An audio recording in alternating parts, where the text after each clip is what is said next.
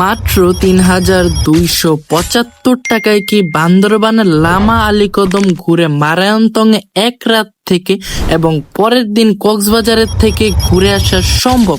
চলুন উত্তর খুঁজি। আর ঘটনাটি শুরু হয়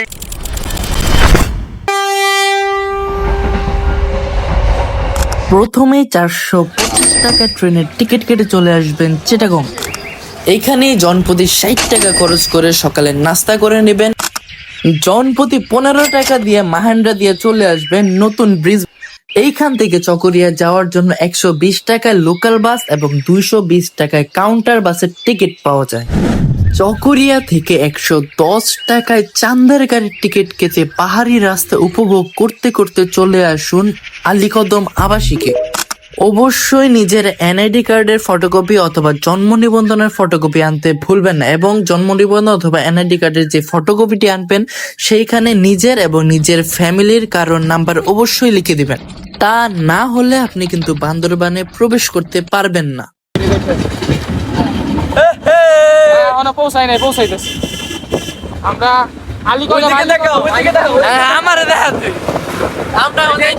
এখানে এসে আপনারা ইয়াসিন ভাইয়ের হোটেল থেকে তার ৮৫০ টাকা দামের তাবু এবং ৪ বেলা খাবারের যে প্যাকেজটি রয়েছে সেটি কিনে নেবেন। অবশেষে হোটেলে করেছি।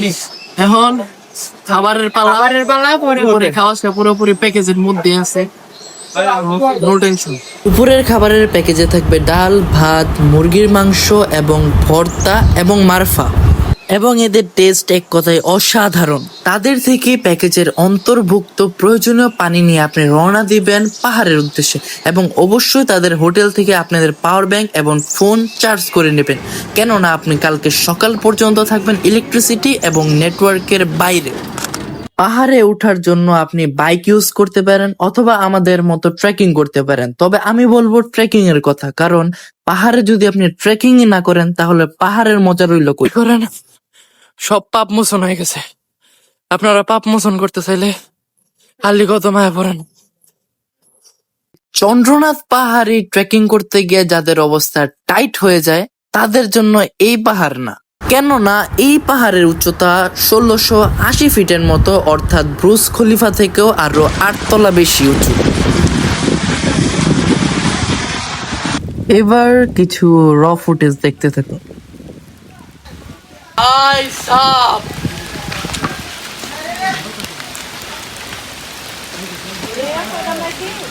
ও ভাই ভাই, খালি সিনারিটা দেখতে ভাই, এত বড় পাহাড় আমরা নিজের পায়ে উঠছি। এখনো তো অর্ধেকও বাকি। ভাই দেখ তুই ওই সিনারিটা দেখ, ওই যে মাটি, আর আমরা এত উপরে খালি পায়ে ভর করে উঠে পড়ছি। আমরা বাইকও নেই মানুষের মতো। আসমানো কে উঁচাই মে तरफ तरफ की कोहराय अंधेरा तो नहीं गा, তোমার সেই লেভেলের কুয়াশা না, সরি মেঘ। দেখ বেটা, খালি মেঘের অবস্থা দেখ ভাই, এতক্ষণ কোন কুয়াশা ছিল না, দি কোন লগে লগে কুয়াশা এড়িয়ে আইছে। আরে বেটা কুয়াশা না, মেঘ। এই দেখলে তো শরীরে গুরুত্ব উঠতে যায় বেটা। ভাই লিটারালি পুরো মেঘটা দেখা যাইতেছে।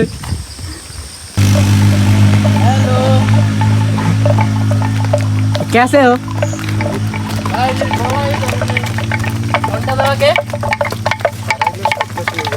হারাইলে শব্দ শোনার জন্য। এত বড় জায়গা হারাই গেলে শব্দ শুনবেন কেমনে? ভাই আমরা এখন মেঘের ভিতরে বেড়া, ওই যে অবশেষ রিসর্ট উঠতে উঠতে কাইতে গেছি গা, শরীরের সব পাপ মোচন হয়ে গেছে গা। তুই এদিকে দেখা, খালি আকাশ আর আকাশ, কোনো মাটি দেখা যায় না, পুরাটা আকাশ বেটা দেখ, কোনো মাটি নাই। ভাই মনে আছে হরার কোন সিন, মানে বাড়ি, হরার বাড়ি উড়ের দিকে যাইতাছে, একেবারে মানে কিছু দেখা যাইতেছে না। আরে বেটা মানে মেঘের ভিতরে বেটা, বুঝছি তুই। খালি যদি এনে একটা কালো মেঘ থাকতো ভাই, পুরো একেবারে হরার একটা জিনিস। তুই হরার চামড়া, মেঘের ভিতরে বেটা, কুত্তাও এত উপরটা জায়গা। ও ভাই সাপ, ভাই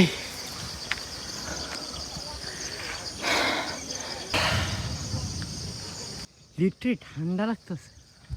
মেঘের ভিতরে আমরা বেটা ঠান্ডা তো লাগবেই। ভাই কি যে শান্তি লাগতাছে, এমন একটা ভিউ দেখাই তো লাইফে বাকি আছিল ভাই। চোখে না দেখলে আসলে বোঝা যায় না এগুলা। ক্যামেরায় আসলে মনে কর আসল সুন্দর তো বোঝা যায় না, এগুলো আসল সুন্দর তো অবশ্যই চোখ দিয়ে দেখতে হয়। এখানে মাটি দেখা যায় না এখান থেকে বেটা। মানুষে আমি যেটা ফিল করতেছে একটা জিনিস ক্যামেরা দেখা এটা ইম্পসিবল। দেখে এইদিকে আলু হয়ে যেতে ভাই আমার শরীরে যে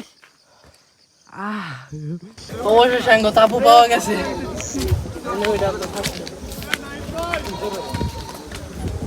ও ভাই রাখি ও ও কারে কই দেখ ওইদিকে দেখ একটু ক্যামেরাটা কত নিচে, ওই দেখ বঙ্গোপসাগর শুদ্ধ দেখা যায় বেটা। ভাই এদিকে মেঘগুলা দেখ, এদিকে যে মেঘগুলো জমতে আছে এই যে ডান পাশে ভাই ওই দেখ ছোট ছোট পাহাড়ের মেঘগুলা।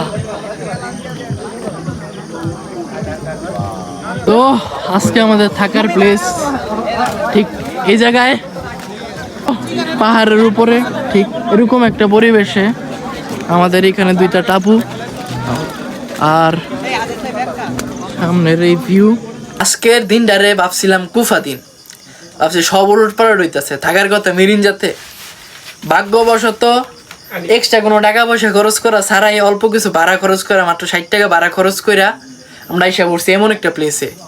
তো প্রথমে ভাবছিলাম এটা গুফা, কিন্তু পরে দেখলাম আসার পরে যে এটা গুফা না, ওই পাহাড় থেকে এই পাহাড় প্রচুর বেশি বড় আর অনেক বেশি সুন্দর।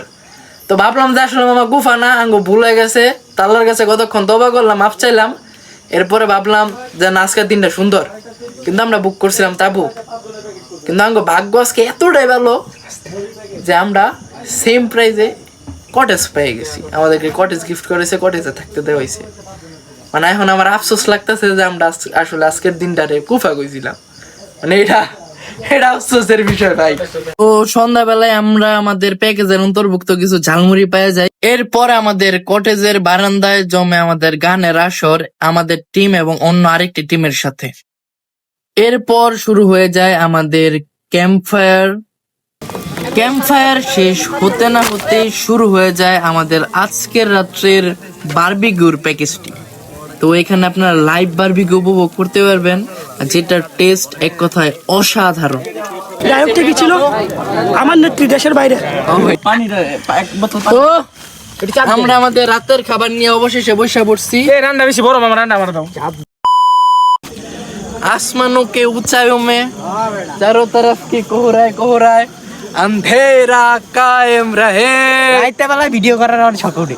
পাহাড়ের উপরে ঘুরতে তিনটা কুকুর এসে পড়ছে, কিন্তু আমার বন্ধু হ্যাঁ সালমান আর শাহরিয়ার আপন সেটুর আসতে পারে নাই।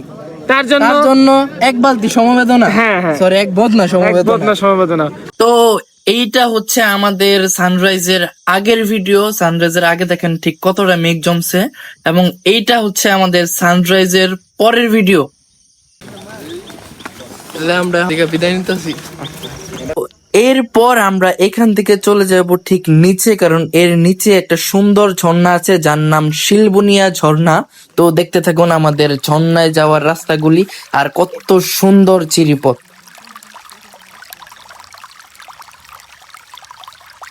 এইরকম ওয়াইল্ড পরিবেশে ঝিরিপথে হাঁটার যে লোক, এটা আপনার মনকে বারবার টানবে। আমরা সবাই এখন যাচ্ছি ঝর্ণার উদ্দেশ্যে।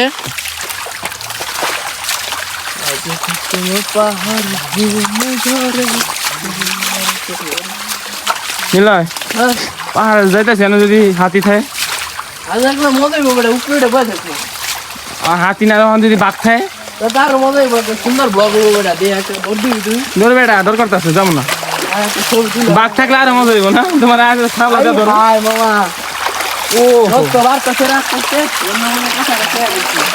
আমরা এখন আছি বান্দরবানের আলীকদম যাচ্ছি ঝর্ণার খোঁজে, ইনশাল্লাহ পেয়েও যাব খুব কাছাকাছি। নীলা, তোমার বক্তব্য কি এই বিষয়ে? ভাই পুরো অ্যাডভেঞ্চার মামা। ভাই যাম না, ভাই যাম না। হ্যাঁ অ্যাডভেঞ্চার বেটা, আট খালি জীবনে হারাইতে চাস জন্নার উদ্দেশ্যে পার মাঝখানে হারাই যা। ভাই আমি নাই।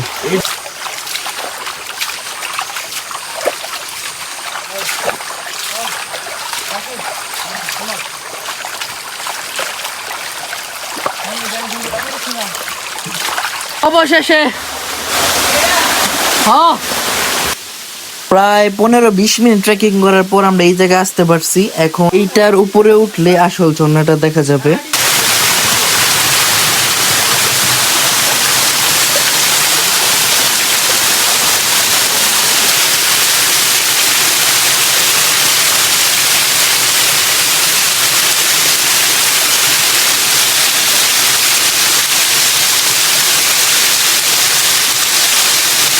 তো ঝর্ণা থেকে এসে আবারও ওনার হোটেল থেকে খেয়ে নেবেন আপনারা ওনার ডিম খিচুড়ি, যেটা প্যাকেজের অন্তর্ভুক্ত, এবং এরপর চলে যাবেন আপনারা আবার চকরিয়া। এই পর্যন্ত আসতে আপনার আবারও আগের মতন সেম খরচ হবে এবং আপনার মোট খরচ হবে 1660 টাকা। এইখান থেকে যে কোনো কাউন্টার বাসে 80 টাকা দিয়ে চলে যেতে পারবেন কক্সবাজার। এইখান থেকে জনপ্রতি 20 টাকা দিয়ে আপনি কলাতলি, লাবণী এবং সুগন্ধা পয়েন্টের যে কোনো হোটেল পর্যন্ত চলে যেতে পারবেন। এইখানে 3 স্টারের হোটেলগুলো ডাবল বেড 1800 টাকা এবং কাপল বেড 1200 টাকার মধ্যে পাওয়া যায়। কিন্তু আপনি যদি খরচ আরো কমাতে চান তাহলে আপনি 1 স্টার কিংবা 2 স্টারে থাকতে পারেন। হোটেলে থাকতে গেলে আপনার জনপ্রতি খরচ হবে 250 টাকা থেকে 300 বা 350 টাকা পর্যন্ত। আপনার প্রথম দিন কক্সবাজারে কেটে যাবে সমুদ্রে ধাপাধাপি এবং বিভিন্ন অ্যাক্টিভিটিস করতে করতে। আমার মন বসে না শহরে, পাথরের নগরে, তাই তো আইলাম সাগরে, তাই তো আইলাম সাগর। এরপর পরদিন চাইলেই আপনারা একটা রিক্সা কিংবা জিপ নিয়ে পুরোটা মেরিন ড্রাইভ রোড ঘুরে দেখতে পারেন। সারাদিনের জন্য একটি রিক্সা ভাড়া করলে আপনারা 4 জন বসতে পারবেন এবং আপনাদের সারাদিনের জন্য খরচ হবে 1000 টাকা, অর্থাৎ জনপ্রতি খরচ হবে 250 টাকা। এখন কিছু র ফুটেজ উপভোগ করুন এবং আমরা এখন আছি ইনানি বিচে।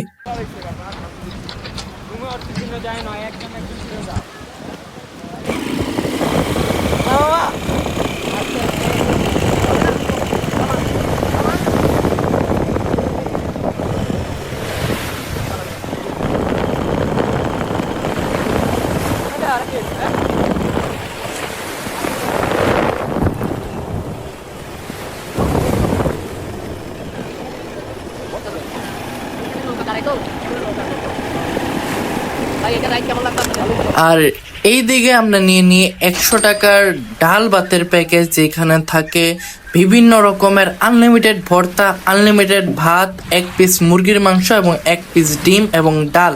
সে যাই হোক, যেহেতু আপনি 100 টাকা দিয়ে একটি প্যাকেজ কিনলে যত খুশি তত নিতে পারবেন, তাই আমার বন্ধু রেসান 5 প্লেট এবং আমার বন্ধু সায়েম 7 প্লেট ভাত শেষ করে। কক্সবাজারে আপনাদের সকালের নাস্তা খেতে খরচ করতে হবে জনপ্রতি 45 টাকা থেকে 60 টাকা পর্যন্ত। সবই মালিকের ইচ্ছা। এই পর্যায়ে আপনাদের সারাদিন ঘোরাঘুরি শেষ হলে আপনারা হোটেল থেকে বের হওয়ার চিন্তা ভাবনা করে ফেলুন, কেননা আপনাদের এখন কক্সবাজারকে বিদায় জানিয়ে যাওয়ার সময় এসে পড়েছে। এইখান থেকে জনপ্রতি 20 টাকা খরচ করে আপনারা চলে যাবেন কক্সবাজার স্টেশন এবং ঢাকাগামী ট্রেনের টিকিট কেটে চলে আসবেন আপনার বাসায় এবং খরচ হবে 695 টাকা এবং এই পর্যন্ত আপনার মোট খরচ হবে 3275 টাকা। বাকি টাকা কেনাকাটায় খরচ করবেন। আর আমাদের মতো আরো আরামদায়ক এবং রিল্যাক্সে যেতে চাইলে আপনাদেরকে গুনতে হবে লাস্টে আরো 1600 টাকা। সে যাই হোক, আজকের মতো এইখানেই বিদায় রাখছি। বাকি আমাদেরকে ফলো করে দেবেন। আল্লাহ হাফেজ।